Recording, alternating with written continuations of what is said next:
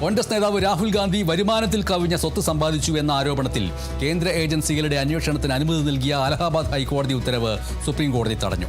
ആരോപണങ്ങൾ ഇഡിയും സിബിഐയും അന്വേഷിക്കണമെന്നായിരുന്നു അലഹാബാദ് ഹൈക്കോടതിയുടെ നിർദ്ദേശം. രാഹുൽ ഗാന്ധി സമർപ്പിച്ച ഹർജി പരിഗണിച്ചാണ് ചീഫ് ജസ്റ്റിസ് സൂര്യകാന്ത് അധ്യക്ഷനായ 3-അംഗ ബെഞ്ചിന്റെ ഉത്തരവ്.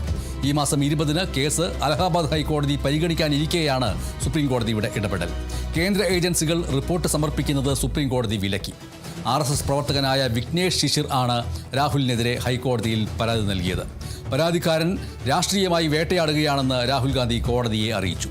വിഘ്നേഷ് രാഹുലിനെതിരെ നിരന്തരം പരാതി നൽകിക്കൊണ്ടിരിക്കുകയാണെന്നും RSS പ്രവർത്തകനാണ് എന്ന വിവരം ഹർജിക്കാരൻ ഹൈക്കോടതിയിൽ മറച്ചുവെച്ചുവെന്നും രാഹുലിന്റെ അഭിഭാഷകൻ കപിൽ സിബൽ അറിയിച്ചു.